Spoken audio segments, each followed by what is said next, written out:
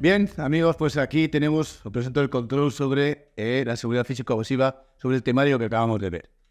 Vais a tener suerte porque solamente hay 18 preguntas, pero el contexto realmente es igual que el que hemos visto anteriormente. Es una pregunta y 3 posibles respuestas. Bueno, pues comenzamos. La primera pregunta dice más o menos así. Dice, ¿qué es un medio técnico pasivo? Es lo que nos pregunta. La A, el apartado A dice elementos de tipo material y de carácter estático. La B, medios de tipo electrónico y carácter digital. Y la C, sistemas mixtos de tipos físicos y pasivos. Un medio técnico pasivo, dijimos al principio que era aquel elemento estático, el material, que no se podía comunicar con el elemento humano, porque no tenía ningún elemento ni mecánico ni electrónico. Entonces, la buena sería la 2. ¿Qué consideración tienen los medios de protección físicos? La A dice, elementos mecánicos que ofrecen una respuesta ante la comisión de actos delictivos sobre ellos. La B, obstáculos que carecen de respuesta ante cualquier acción que se realice sobre ellos. Y la C, sistemas que dan una respuesta electrónica ante las acciones que se realicen sobre ellos. Entonces, la buena sería la B. Son elementos, obstáculos, impiden el paso y carecen de respuesta mecánica o electrónica ante cualquier acción que se realice sobre ellos. No es el que sea el elemento humano, el vigilante, que quien vea realmente que está forzando ese elemento. El 3. Dice, ¿cómo se clasifican los medios de protección físicos o pasivos? La A dice protección contra robos, protección contra intrusiones y protección contra vandalismos. La B dice sistemas de protección activos, pasivos y mixtos. Y la C, protección perimetral, protección periférica y protección del bien. Pues la tercera, la buena sería la C.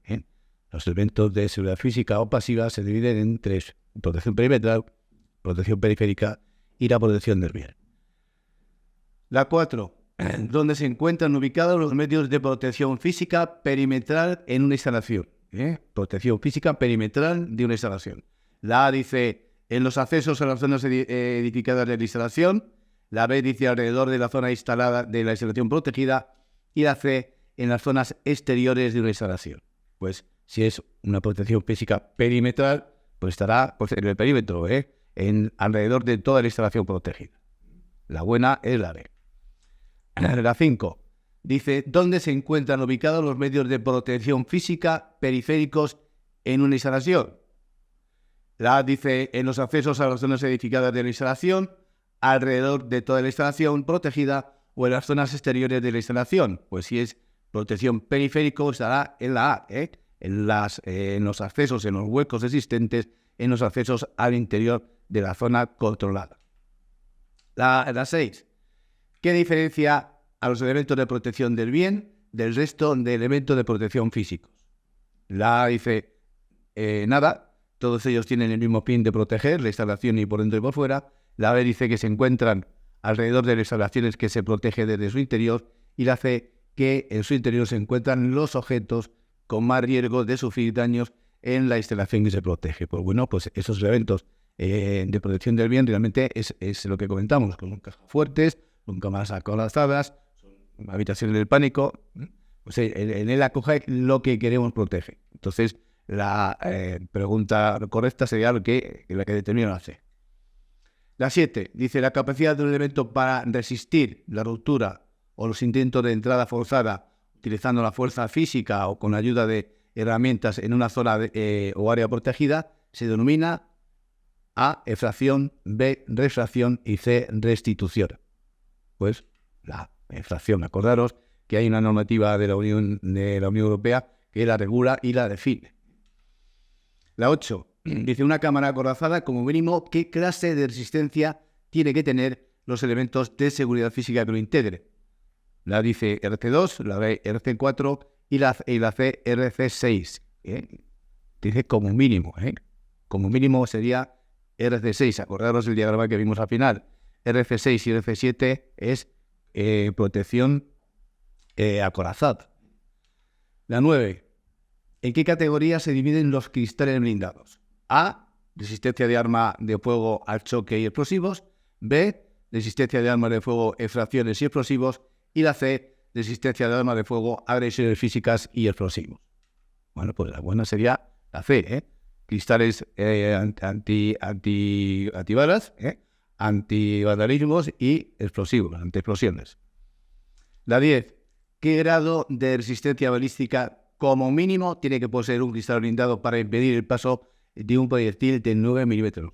Pues en este caso sería el BR3, como mínimo. Estamos hablando como mínimo. La 11. ¿Qué diferencia hay entre la clasificación A y B del cristal antivandálico? Pues la A dice que la clasificación A se refiere a la resistencia al choque y la B a los ataques. La B dice la clasificación A se refiere a la resistencia a los ataques y la B al choque. Y la C dice que la clasificación A o B se refiere a la luminosidad de cristal si está lúcido u opaco. Entonces, bueno, pues aquí la buena sería la A. La clasificación A se refiere a la resistencia al choque y la B a los ataques. 12. ¿Qué grado de protección tiene que tener un cristal para poder resistir los ataques de un objeto contundente con filo? Contar, pues en este caso, ya lo habéis visto, es la C, que es P8B. P8B. Las 13. ¿Qué grado de resistencia deberá tener un cristal antiexplosivos para soportar una presión de 100 kilos de materia explosiva? La A dice R1, la B dice R2 y la C dice ER3. Entonces la buena sería la resistencia a la explosión de grado 2. 14. ¿Qué se entiende por sabotaje? La A dice la colocación de sistemas de protección o seguridad que no se ajustan a la normativa que marca la Unión Europea. La B dice a los intentos de agresión que se realizan sobre los sistemas de protección y seguridad para acceder a su sin autorización. Y la C dice la manipulación intencionada de los sistemas de protección o seguridad para alterar o anular su funcionamiento. Entonces la buena sería la C, la manipulación intencionada de los sistemas de protección o seguridad para alterar o anular su funcionamiento. La 15. ¿De qué depende la fiabilidad de un medio técnico? La A dice que del nivel de seguridad técnica de la instalación. La B dice de la seguridad y resistencia de los mismos medios técnicos. Y la C del nivel de disuasión que los medios técnicos presenten. Entonces la 15, la buena, es la B. La fiabilidad de un medio técnico depende de la seguridad y la resistencia de ese medio técnico. 16.